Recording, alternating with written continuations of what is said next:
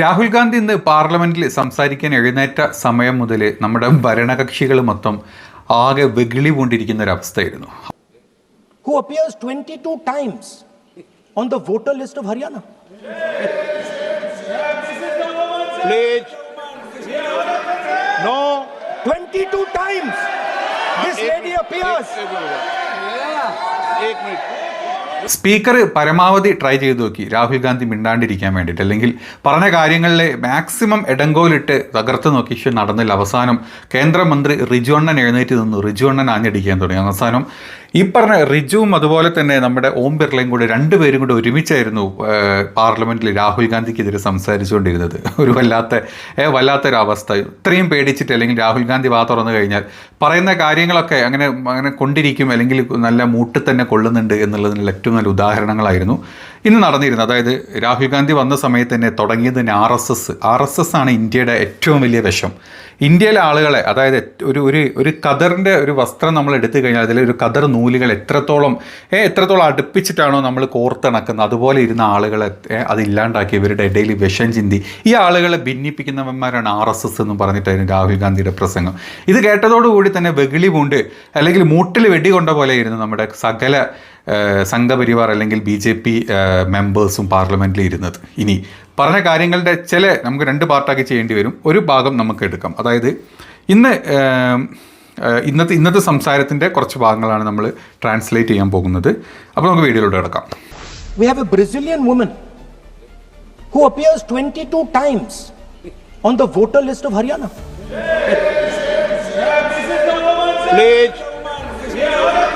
No. 22 times this lady appears.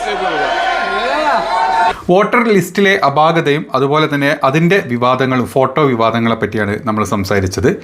Voter ലിസ്റ്റിലെ അപാകതകളെക്കുറിച്ച് സംസാരിക്കുന്നതിനിടെ രാഹുൽ ഗാന്ധി ഒരു സംഭവം എടുത്തു പറഞ്ഞു. അതായത് ഹരിയാനയിലെ വോട്ടർ പട്ടികയിൽ ഒരു ബ്രസീലിയൻ വനിത 22 തവണ വോട്ട് ചെയ്ത് അല്ലെങ്കിൽ വോട്ടർ ID വന്ന് പ്രത്യക്ഷപ്പെട്ടു എന്ന് അദ്ദേഹം അത് പറയുന്നതിനിടെ കോൺഗ്രസിൻ്റെ MP-മാർ ഈ ഫോട്ടോസ് എല്ലാം എടുത്ത് പിന്നിന്ന് കാണിക്കാനും തുടങ്ങി. നമ്മുടെ ബ്രസീലിയൻ മോഡൽ, നമ്മുടെ മോദി ഇറക്കിയിട്ടുള്ള ബ്രസീലിയൻ മോഡലിൻ്റെ ഫോട്ടോ ആണ് ആളുകൾ ഉയർത്തിക്കാട്ടിയത്. ഇതോടുകൂടി ഈ സംസാരം ഒരു വലിയ ബഹളത്തിലോട്ട് പോകുന്നു. ഓം ബിർള പറയുന്നു, നമ്മുടെ പാർലമെൻറ്റിൻ്റെ ചട്ടങ്ങൾ അനുസരിച്ച് നിങ്ങളൊരു പ്രതിപക്ഷ നേതാവല്ലേ, നിങ്ങൾക്ക് നാണമില്ലേ, നിങ്ങൾ ഇത്രയും മോശമായിട്ടുള്ള സാധനങ്ങളൊക്കെയാണോ കൊണ്ടുപോക്കുന്നത് എന്നാണ് നമ്മുടെ പാർലമെൻറ്റിലെ പ്രതിപക്ഷ നേതാവിനോട് നമ്മുടെ പാർലമെൻറ്റ് സ്പീക്കർ ചോദിച്ചത്.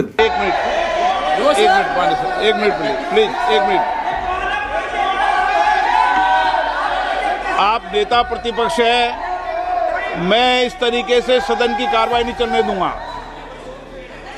ये सदन है, सदन की गरिमा को बनाए रखें. आप सदन की गरिमा से बोलेंगे तो ठीक नहीं, जैसे सदन नहीं चलेगा. नो, गलत तरीका है आपका, नहीं होगा. आप ले रहिए. नहीं, माननीय प्रतिपक्ष के नेता, आप पहले अपने सदस्यों को समझाइए. नहीं चलेगा, नहीं, ठीक नहीं है. नो, नहीं, बिल्कुल नहीं चलेगा. अगर आप Sir,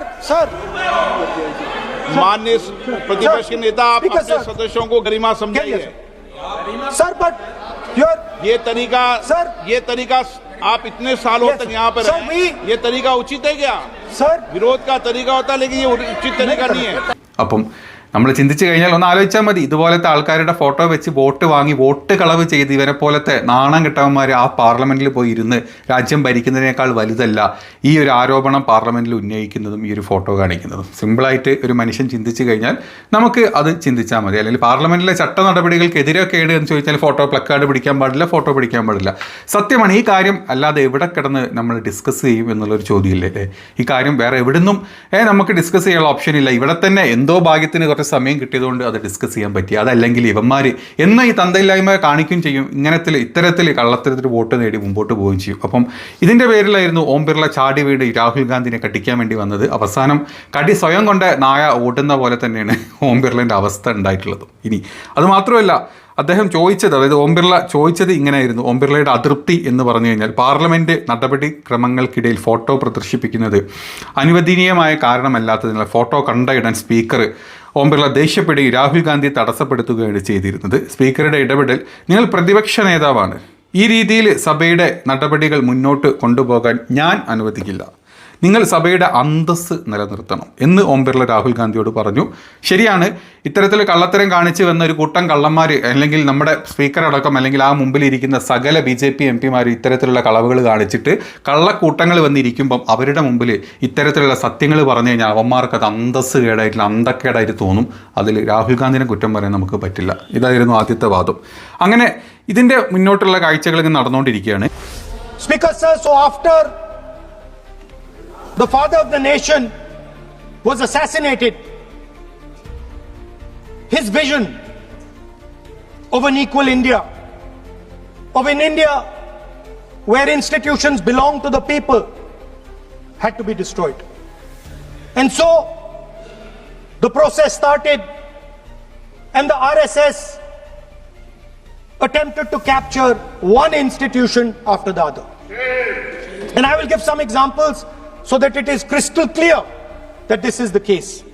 Everybody knows how vice chancellors are placed on top of Indian universities today. Every single person knows this. You go to any university, you speak to any youngster in India, he will tell you that it does not matter whether the professor has qualifications, it does not matter whether the professor has a scientific temperament. The only thing that matters is the professor belongs. ഇതിൻ്റെ ഭാഗമായിട്ട് തന്നെ രാഹുൽ ഗാന്ധി പറഞ്ഞ മറ്റൊരു കാര്യമായിരുന്നു നമ്മുടെ രാജ്യത്തെ സ്ഥാപനങ്ങൾ പിടിച്ചെടുക്കുന്നത്, institutional capturing ആണ് രാഹുൽ ഗാന്ധി പറഞ്ഞത്. ഈ ആരോപണമാണ് തുടങ്ങിയത്. ഇത് പ്രസംഗത്തിൻ്റെ ഉടനീളം ഗാന്ധിജിയുടെ കാഴ്ചപ്പാടിന് തുല്യമായ ഒരു എന്താ പറയുക,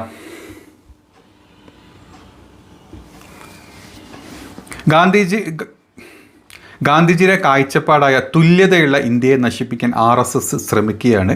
അതിൻ്റെ ഭാഗമായിട്ടാണ് ഇന്ത്യയിലെ സകല ഇൻസ്റ്റിറ്റ്യൂഷനും ക്യാപ്ചർ ചെയ്യുന്നത്, അല്ലെങ്കിൽ പിടിച്ചടക്കുന്നത് എന്നായിരുന്നു രാഹുൽ ഗാന്ധി ആരോപിച്ചത്. സ്ഥാപനങ്ങൾ ഒന്നൊന്നായി പിടിച്ചെടുക്കാനുള്ള RSSൻ്റെ ശ്രമങ്ങളെക്കുറിച്ചാണ് താൻ സംസാരിക്കുന്നത് എന്ന് രാഹുൽ ഗാന്ധി പറഞ്ഞു. അതിന് ഉദാഹരണങ്ങളായിട്ട് പറഞ്ഞ സ്ഥാപനങ്ങൾ പിടിച്ചെടുക്കുന്ന ഉദാഹരണങ്ങൾ പറഞ്ഞിട്ടുള്ള ഇന്ത്യയുടെ യൂണിവേഴ്സിറ്റികളിലെ വൈസ് ചാൻസലർമാരെ നിയോഗിക്കുന്നതിനുള്ള അടിസ്ഥാന യോഗ്യത RSSുമായിട്ട് നല്ല ബന്ധം വേണം. അതായത് ഇന്ത്യൻ യുവത്വത്തിനിടയിൽ നിന്ന് തന്നെ RSSൻ്റെ ആശയങ്ങൾ കുത്തിക്കയറ്റണമെങ്കിൽ ഇത്തരത്തിലുള്ള കാര്യങ്ങൾ വേണം എന്ന് നമ്മൾ തന്നെ കണ്ടിട്ടുണ്ട്. നമ്മുടെ നാട്ടിൽ തന്നെ നമ്മുടെ യൂണിവേഴ്സിറ്റി പ്രോഗ്രാമുകളിലും കാര്യങ്ങളിലും നമ്മുടെ ഗവർണർ കാണിക്കുന്ന ശുഷ്കാന്തി നമുക്ക് എല്ലാവർക്കും അറിയാം. എല്ലാ സ്ഥലത്തും കാവിക്കോണകം ഉടുത്തിട്ട് ഭാരതാംബ എന്നും പറഞ്ഞിട്ട് ഒരു പീസിന് അവിടെ കൊണ്ടുവെക്കും. അതല്ലെങ്കിൽ കാവിക്കോണകം ഉടുത്തിട്ട് അതുപോലെ തന്നെ കയ്യിലൊരു കാവി കൊടി ഏന്തിയിട്ട് ഈ പറഞ്ഞ പോലെ തന്നെ മറ്റൊരു ഫോട്ടോ അവിടെ കൊണ്ടുവെക്കും. ഇത്തരത്തിൽ RSS വൽക്കരണത്തിന് വേണ്ടിയിട്ട് എന്ത് കൊള്ളരുതായ്മയും നമ്മുടെ നാട്ടിൽ നടന്നുകൊണ്ടിരിക്കുന്നുണ്ട്. ഇതൊരു ഇൻസ്റ്റിറ്റ്യൂഷണൽ ക്യാപ്ചറാണ് എന്നായിരുന്നു രാഹുൽ ഗാന്ധി പറഞ്ഞത്.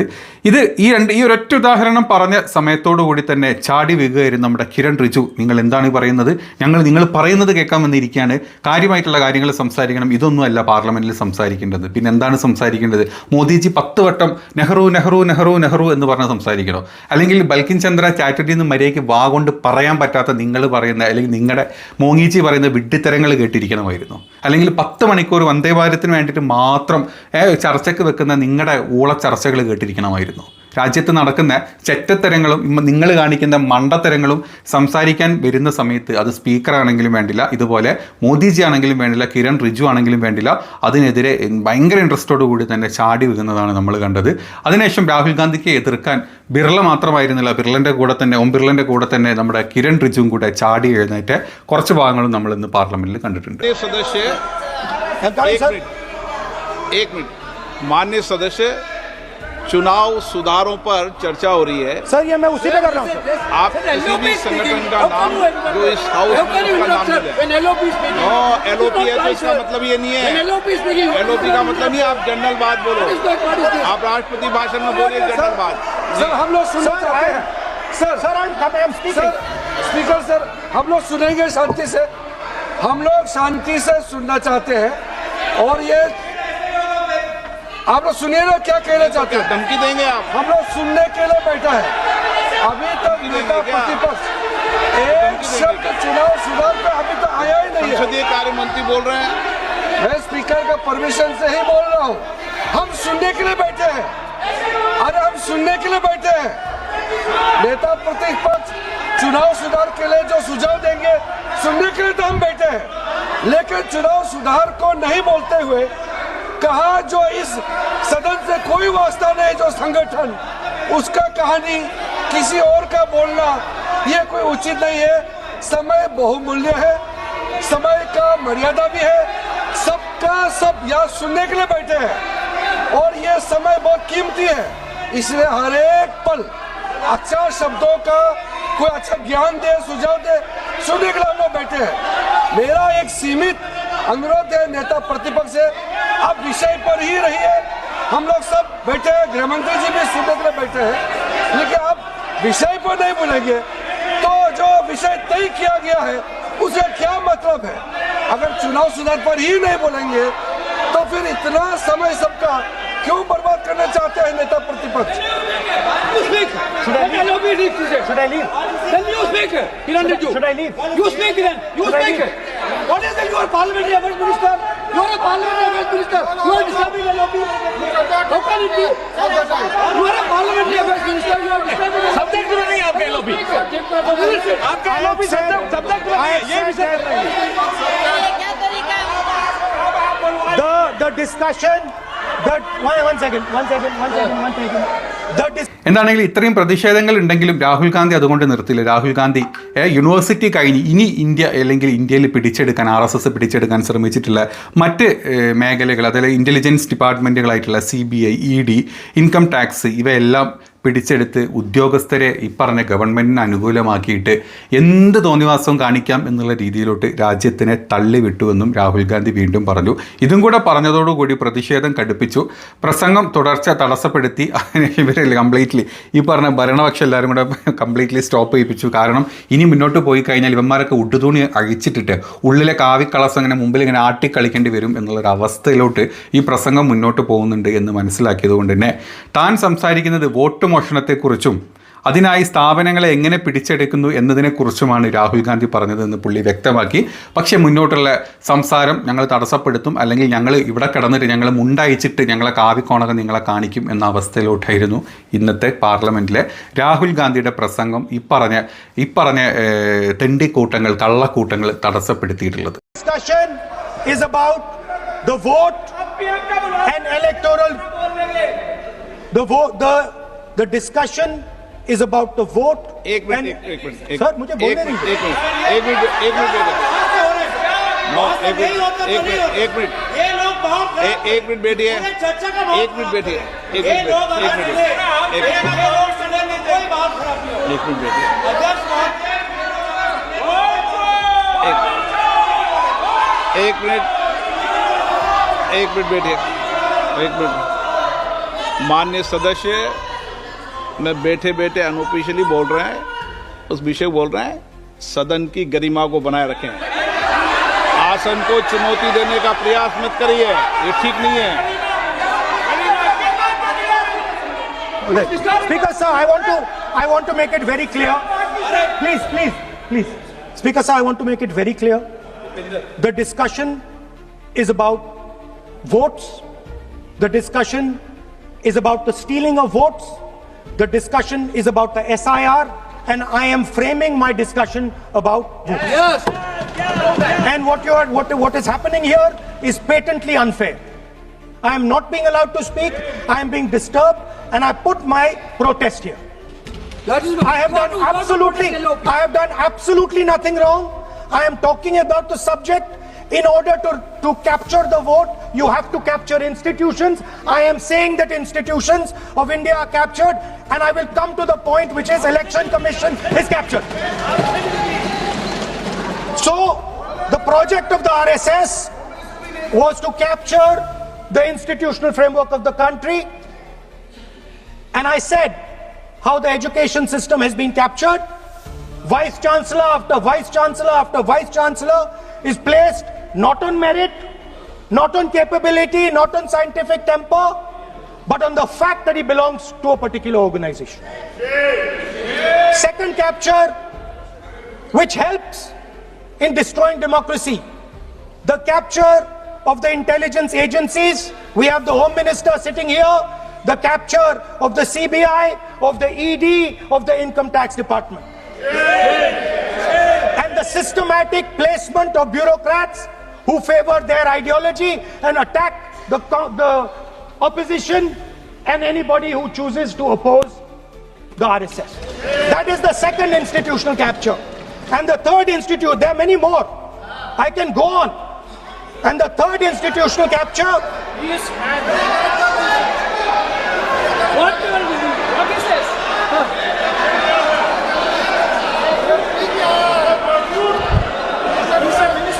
मानिए प्लीज मानिए. Yes, become solid.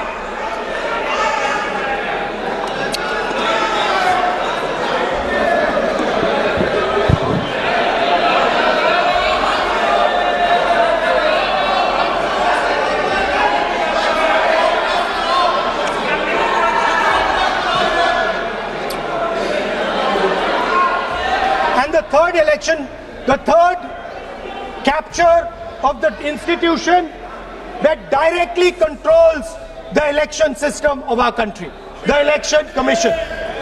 അപ്പം ഇത് മാത്രമല്ല, ഇതിൻ്റെ കുറച്ച് ഭാഗങ്ങളും കൂടെ ഉണ്ട്. നമ്മളിപ്പം കാര്യപ്പെട്ട കുറച്ച് ഭാഗങ്ങളാണ് സംസാരിച്ചത്. ഇതാണ് നമ്മുടെ പാർലമെൻറ്റിൽ കാര്യപ്പെട്ട കാര്യങ്ങൾ അല്ലെങ്കിൽ സംസാരിക്കേണ്ട കാര്യങ്ങൾ ചർച്ച ചെയ്യുമ്പം ഉമ്മാർ കാണിച്ചു കൂട്ടുന്നത്. എന്നാൽ പ്രിയങ്ക ഗാന്ധി സംസാരിച്ചു നമ്മുടെ രാജ്യത്തിൻ്റെ അവസ്ഥ, സാമ്പത്തിക അവസ്ഥ, രൂപയുടെ മൂല്യത്തിൻ്റെ അവസ്ഥ, അല്ലെങ്കിൽ റെഡ് ഫോർട്ടിൽ പൊട്ടിയിട്ടുള്ള ബോംബിൻ്റെ അവസ്ഥ, SIRൻ്റെ അവസ്ഥ, ഇങ്ങനെ 100 കാര്യങ്ങൾ, തൊഴിലില്ലായ്മ ഒക്കെ എടുത്തു പറഞ്ഞപ്പം അതൊന്നും ഞങ്ങൾക്ക് ഡിസ്കസ് ചെയ്യേണ്ട. നിങ്ങൾ നെഹ്റുവിൻ്റെ കുറ്റങ്ങളും അല്ലെങ്കിൽ ഇന്ദിരാഗാന്ധിയുടെ കുറ്റങ്ങളും അതല്ലെങ്കിൽ രാജീവ് ഗാന്ധിയുടെ കുറ്റങ്ങളും മാത്രം സംസാരിച്ച് അത് മാത്രം സംസാരിക്കുന്ന ഒരു വിവരവും വിദ്യാഭ്യാസവും ഇല്ലാത്ത നമ്മുടെ താടിജിക്ക് കൈയടിക്കുന്ന ഒരു കൂട്ടം വാനര സംഘങ്ങൾ മാത്രമാണ് നമ്മുടെ പാർലമെൻറ്റിൽ ഇരിക്കുന്ന ഭരണപക്ഷം എന്ന് ഇന്നലത്തോടു കൂടി തന്നെ നമുക്ക് തെളിയിച്ചു തന്നിട്ടുള്ള കാര്യമാണ്.